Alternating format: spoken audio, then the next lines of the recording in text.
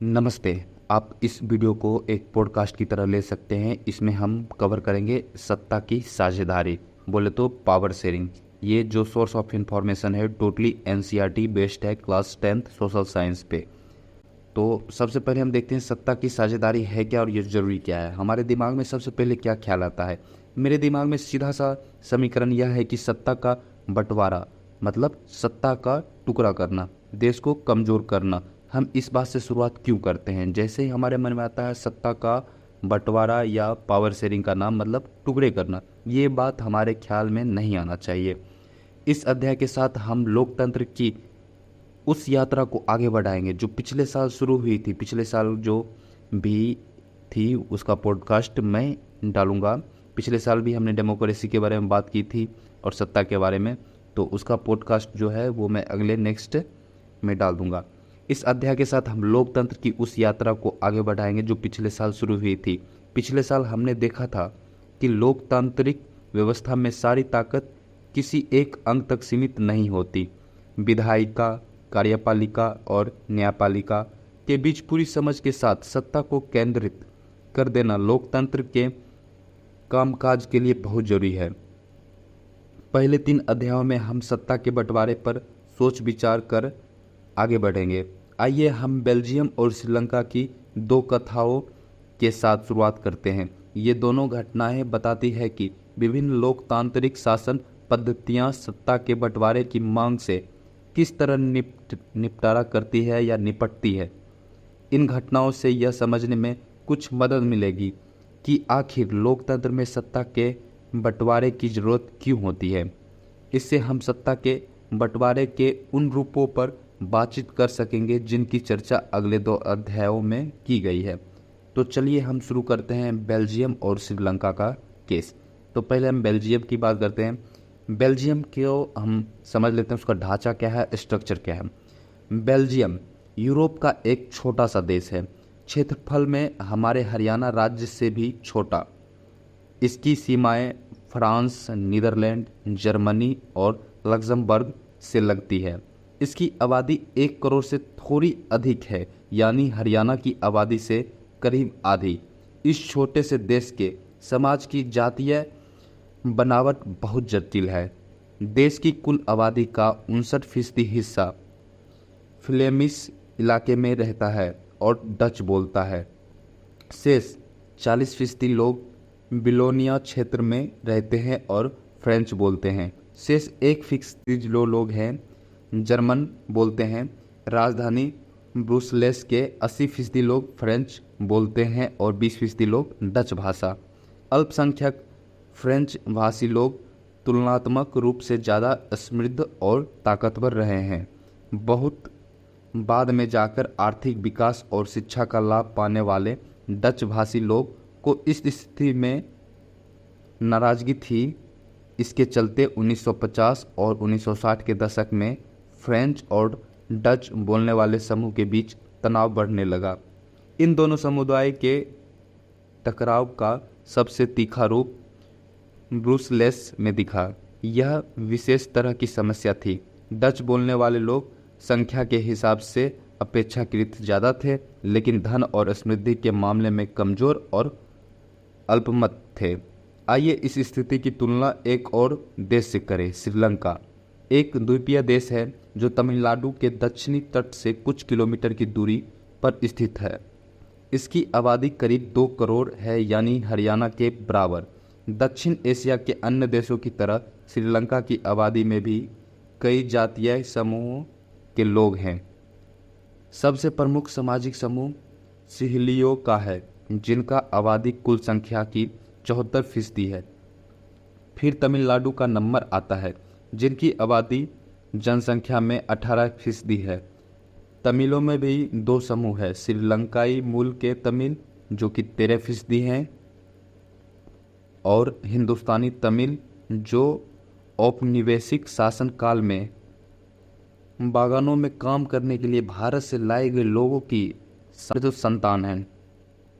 मौजूदा श्रीलंका के नक्शे पर गौर करें तो पाएंगे कि तमिल मुख्य रूप से उत्तर और पूर्वी प्रांतों में आबाद है। अधिकतर सिहली भाषा लोग बौद्ध हैं, जबकि तमिल भाषी लोग में कुछ हिंदू हैं और कुछ मुसलमान। श्रीलंका की आबादी में ईसाई लोग का हिस्सा 7% है और वे सिहली और तमिल दोनों भाषाएं बोलते हैं। अब जरा सोचिए कि ऐसी स्थिति में क्या हो सकता है। बेल्जियम में डच भाषी लोग अपनी बड़ी संख्या के बल पर फ्रेंच भाषी और जर्मनी भाषी लोगों पर अपनी इच्छाएं थोप सकते थे। इससे अनेक बीच की लड़ाई और बढ़ जाती।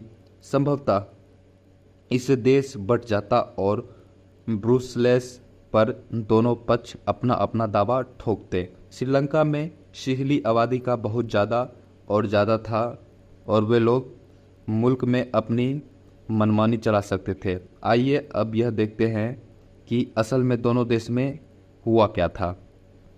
श्रीलंका में बहुसंख्यकवाद। अब बहुसंख्यकवाद क्या है ये समझ लेते हैं। बहुसंख्यकवाद यह मान्यता है कि अगर कोई समुदाय बहुसंख्यक है तो वह अपने मनचाहे ढंग से देश का शासन कर सकता है और इसके लिए वह अल्पसंख्यक समुदाय की जरूरत या इच्छाओं की अवहेलना कर सकता है।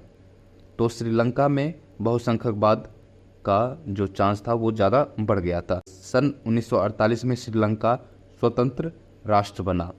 सिहली समुदाय के नेताओं ने अपनी बहुसंख्यक के बल पर शासन पर प्रभुत्व जमाना चाहा। इस वजह से लोकतांत्रिक रूप से निर्वाचित सरकार ने सिहली समुदाय की प्रभुता कायम करने के लिए अपनी बहुसंख्यक परिस्थिति के तहत कई कदम उठाए। 1956 में एक कानून बनाया गया जिसके तहत तमिल को दरकिनार करके सिहली को एकमात्र राजभाषा घोषित कर दिया गया। विश्वविद्यालय और सरकारी नौकरियों में सिहलियों को प्राथमिकता देने की नीति भी चली। नए संविधान में यह प्रावधान भी किया गया था कि सरकार बौद्ध मत को संरक्षण और बढ़ावा देगी। एक एक करके आए इन सरकारी फैसलों ने श्रीलंकाई तमिलों की नाराजगी और शासन को लेकर उनमें बेगानापन बढ़ाया। उन्हें लगा कि बौद्ध धर्मावलंबी सिहलियों के नेतृत्व वाली सारी राजनीतिक पार्टियां उनकी भाषा और संस्कृति को लेकर असंवेदनशील है। उन्हें लगा कि संविधान और सरकार की नीतियां उन्हें समान राजनीतिक अधिकारों से वंचित कर रही है। नौकरियों और फायदे के अन्य कामों में उनके साथ भेदभाव हो रहा है और उनके हितों की अनदेखी की जा रही है। परिणाम यह हुआ कि तमिल और सिहली समुदाय के संबंध बिगड़ते चले गए। बहुसंख्यक समुदाय के शासन में क्या हर्ज है? अगर श्रीलंका में सिहलियों का राज नहीं होगा तो किसका राज होगा? चलो इसे भी समझते हैं। श्रीलंका तमिलों ने अपनी राजनीतिक पार्टियां बनाई और तमिल में राजभाषा बनाने, क्षेत्रीय स्वतंत्रता हासिल करने तथा शिक्षा और रोजगार में समान अवसरों की मांग को लेकर संघर्ष किया। लेकिन तमिलों की आबादी वाले इलाके की स्वतंत्रता की उनकी मांगों को लगातार नकारा गया। 1980 के दशक तक उत्तर पूर्वी श्रीलंका में स्वतंत्र तमिल ईलम सरकार बनने की मांग को लेकर अनेक राजनीतिक संगठन बने। श्रीलंका में दो समुदायों के बीच पारस्परिक अविश्वास ने बड़े टकराव का रूप ले लिया। यह टकराव गृह युद्ध में परिणत हुआ। परिणाम स्वरूप दोनों पक्ष के हजारों लोग मारे जा चुके हैं। उनके परिवार अपने मुल्क से भागकर शरणार्थी बन गए हैं। इससे भी कई गुना ज़्यादा लोगों की रोजी रोटी चौपट हो गई है। वहाँ के गृह युद्ध से मुल्क के सामाजिक, सांस्कृतिक और आर्थिक जीवन में काफ़ी परेशानियाँ पैदा हुई है। 2009 में इस गृह युद्ध का अंत हुआ। ये समझ गए आप, पूरा जो कहानी है ये श्रीलंका का है। आप देख सकते हैं कैसे मेजॉरिटी और माइनॉरिटी ग्रुप्स जो है आपस में लड़ने लगे, जो डेमोक्रेसी इक्वलिटी नहीं हुआ। इसलिए पावर को शेयरिंग बहुत जरूरी है, बराबर रूप से उसे बंटवारा करें ताकि हर ग्रुप के लोग उन्हें सही से इस्तेमाल कर पाए। यही हमारा डेमोक्रेसी बताता है। बेल्जियम की समझदारी अब क्या थी? श्रीलंका ने तो ऐसा किया, अब बेल्जियम की समझदारी इसके ऊपर क्या थी?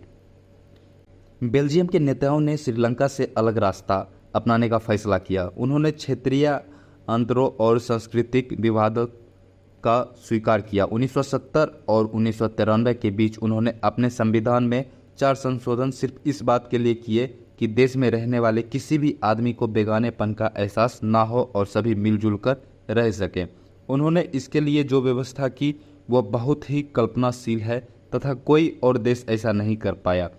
बेल्जियम के मॉडल की कुछ मुख्य बातें निम्नलिखित है। संविधान में इस बात का स्पष्ट प्रावधान है कि केंद्रीय सरकार में डच और फ्रेंच भाषी मंत्रियों की संख्या समान रहेगी। कुछ विशेष कानून तभी बन सकेंगे जब दोनों भाषीय समूह के सांसदों का बहुमत उसके पक्ष में हो। इस प्रकार किसी एक समुदाय के लोग एक तरफा फैसला नहीं कर सकेंगे। केंद्र सरकार की अनेक शक्तियां देश के 2 इलाकों की क्षेत्रीय सरकारों को सुपर्द कर दी गई है, यानी राज्य सरकार केंद्रीय सरकार के अधीन नहीं है। ब्रुसेल्स में अलग सरकार है और इसमें दोनों समुदाय का समान प्रतिनिधित्व है। फ्रेंच भाषी लोगों ने ब्रुसेल्स में समान प्रतिनिधित्व के इस प्रस्ताव को स्वीकार किया क्योंकि डच भाषी लोगों ने केंद्रीय सरकार में बराबरी का प्रतिनिधित्व स्वीकार किया था। अब देख सकते हैं कि एक यहाँ पे बैनर लगा गया है। बेल्जियम की एक बस्ती का पता यहाँ दिए गए फोटोग्राफ में अंकित है। गौर करें कि स्थान का नाम और देश की जानकारी 2 भाषाओं फ्रेंच और डच में दी गई है। समझ गए हैं? अब चलो हम एक समझ लेते हैं, भला ये भी कोई संविधान हुआ? मुझे इस बात की खुशी है कि हमारा संविधान ऐसी बातें नहीं कहता है कि समुदाय से कितना मंत्री होगा। चलो समझते हैं, हम वापस आते हैं। केंद्रीय और राज्य सरकारों के अलावा यहाँ तक तीसरे स्तर की सरकार भी काम करती है, यानी सामुदायिक सरकार। इस सरकार का चुनाव एक ही भाषा बोलने वाले लोग करते हैं। डच, फ्रेंच और जर्मनी बोलने वाले समुदाय के लोग चाहे वे जहाँ भी रहे इस समुदाय सरकार को चुनते हैं। इस सरकार को संस्कृति, शिक्षा और भाषा जैसे मसलों पर फैसले लेने का अधिकार है। आपको बेल्जियम का मॉडल कुछ जटिल लग सकता है। निश्चित रूप से यह जटिल है, खुद बेल्जियम में रहने वाले के लिए भी, पर यह व्यवस्था बेहद सफल रही है। इससे मुल्क में गृह युद्ध का आशंकाओं पर विराम लग गया है, वरना गृह युद्ध की स्थिति में बेल्जियम भाषा के आधार पर 2 टुकड़े में बट गया होता। अब उनके यूरोपीय देश के साथ मिलकर यूरोपीय संघ बनने का फैसला किया तो ब्रुसेल्स को उसका मुख्यालय चुना गया। बेल्जियम और श्रीलंका की इन कथाओं से हमें क्या शिक्षा मिलती है? दोनों ही देश लोकतांत्रिक है, फिर भी सत्ता की समझदारी या साझेदारी के सवाल को उन्होंने अलग अलग ढंग से निपटाने की कोशिश की। बेल्जियम के नेताओं को लगा कि विभिन्न समुदाय और क्षेत्र की भावनाओं का आदर करने पर ही देश की एकता संभव है। इस एहसास से के चलते दोनों पक्ष सत्ता में समझदारी करने पर सहमत हुए। श्रीलंका में ठीक उल्टा रास्ता अपनाया गया। इससे यह पता चलता है कि अगर बहुसंख्यक समुदाय दूसरों पर प्रभुत्व कायम करने और सत्ता में उनके हिस्सेदार न बनने का फैसला करता है तो इससे देश की एकता की संकट में पड़ सकती है। सत्ता की समझदारी क्यों जरूरी है? इस प्रकार सत्ता के बंटवारे के पक्ष में 2 तरह के तर्क दिए जा सकते हैं। पहला, सत्ता का बंटवारा ठीक है क्योंकि इससे विभिन्न सामाजिक समूहों के बीच टकराव का आदेश कम हो जाता है। चूँकि सामाजिक टकराव आगे बढ़कर अक्सर हिंसा और राजनीतिक अस्थिरता का रूप ले लेता है, इसलिए सत्ता में हिस्सा देना राजनीतिक व्यवस्था के अस्थायित्व के लिए अच्छा है। बहुसंख्यक समुदाय की इच्छा को बाकी सभी पर थोपना तत्कालीन तौर पर लाभकारी लग सकता है, पर अगर आगे चलकर यह देश की अखंडता के लिए घातक हो सकता है। बहुसंख्यकों का अत्याचार सिर्फ अल्पसंख्यकों के लिए ही परेशानी पैदा नहीं करता, अक्सर यह बहुसंख्यकों के लिए भी हानिकारक होता है। सत्ता का बंटवारा लोकतांत्रिक व्यवस्था के लिए ठीक है। इसके पक्ष में एक और बात कही जा सकती है और वह बात यही ज़्यादा गहरी है। सत्ता की साझेदारी दरअसल लोकतंत्र की आत्मा है।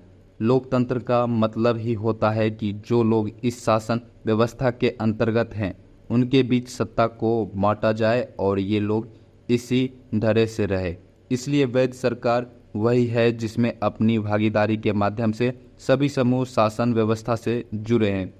इन दो तर्कों में से एक को हम युक्तिपूर्वक और दूसरे को नैतिक तर्क कह सकते हैं। युक्तिपरक या समझदारी का तर्क लाभकर परिणामों पर जोर देता है, जबकि नैतिक तर्क सत्ता के बंटवारे के अंतर्भूत महत्व को बताता है। जैसा कि होता आया है, इस बार भी